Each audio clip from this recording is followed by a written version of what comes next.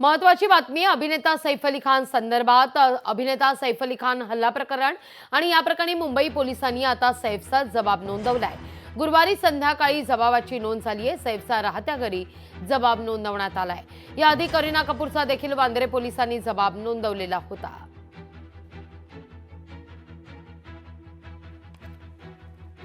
ही घटना नेमकी कशी घडली या सगळ्या संदर्भात आता सैफचा जबाब नोंदवण्यात आलेला आहे। त्या दृष्टिकोनातून देखील तपासाला अधिक वेग येताना दिसणार आहे। या प्रकरणी एका व्यक्तीला ताब्यात घेण्यात आल्यानंतर आता सैफला डिस्चार्जही देण्यात आलेला आहे। त्यानंतर आता सैफचा जबाब नोंदवण्यात आल्याची बातमी समोर येते।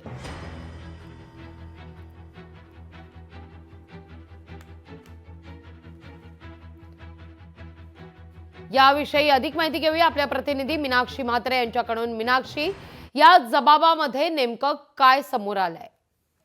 निश्चितच आपण पाहतोय की अभिनेता सैफ अली खान वरती हल्ला झाला होता आणि त्यानंतर त्याला रुग्णालयामध्ये दाखल करण्यात आलं। मात्र 2 दिवसापूर्वीच त्याला रुग्णालयातून घरी सोडण्यात आलेला आहे उपचार घेऊन। आणि आता काल संध्याकाळीच म्हणजे पोलिसांनी आणि गुन्हे शाखेच्या पोलिसांनी सैफचा जबाब नोंदवलेला आहे। आपण पाहतोय की राहत्या घरी हा जबाब नोंदवण्यात आलेला आहे। खरं तर आपण पाहतोय की याआधी ज्यावेळी हा हल्ला झाला त्यानंतर करीना कपूर तिचा देखील वांद्रे पोलिसांनी जबाब जो आहे तो नोंदवला होता।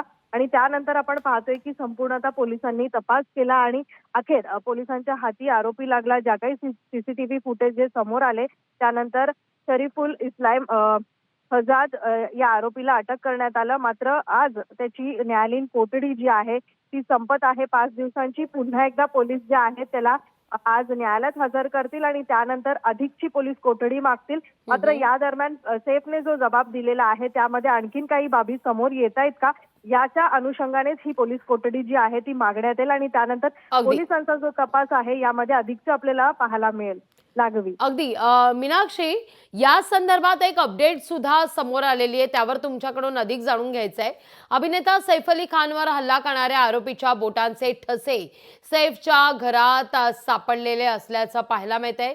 जे घरात सापडलेले बोटांचे ठसे होते आणि जो आरोपी आहे त्याच्या बोटांचे ठसे आहेत हे मिळते जुळते आहेत। फॉरेन्सिक तपासणीत ही बाब आता स्पष्ट झालेली आहे। मीनाक्षी, निश्चितच, कारण फॉरेन्सिक तपास जी आहे ती करण्यासाठी काही वेळ जातो आणि त्याच अनुषंगाने आता अभिनेता सैफ अली खानवर हल्ला झाला त्यानंतर आरोपीच्या बोटांचे ठसे जे आहेत ते सैफच्या घरातून सापडले होते।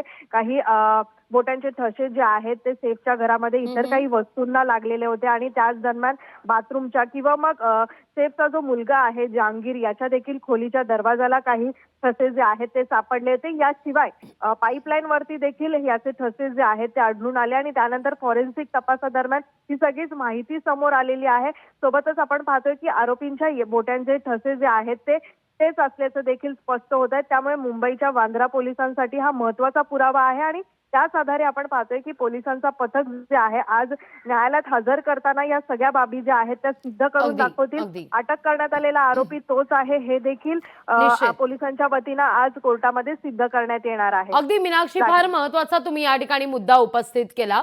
धन्यवाद तुम्ही दिलेल्या एकूणच या बातमी करता आणि या माहिती करता। वळूया पुढल्या महत्त्वाच्या बातमीकडे। या संदर्भातली ही बातमी आहे जो उल्लेख आमच्या प्रतिनिधी मीनाक्षी म्हात्रे यांनी केलेला होता की सीसीटीव्हीत दिसणारी व्यक्ती माझा मुलगा नाही। सैफच्या हल्लेखोराच्या वडिलांचा हा खळबळजनक दावा आहे। जेव्हा हल्लेखोराला पकडण्यात आलेलं होतं त्यापूर्वी एक सीसीटीव्ही फुटेज जारी करण्यात आलेलं होतं आणि त्या सीसीटीव्ही फुटेज मध्ये दिसणारी व्यक्ती याचा आपल्याशी काही संबंध नाही हे आता आरोपीच्या वडिलांकडून स्पष्ट करण्यात आलेलं आहे। सीसीटीव्हीत दिसत असलेली ती व्यक्ती माझा मुलगा नाही, सैफच्या हल्लेखोरांच्या वडिलांचा दावा आहे।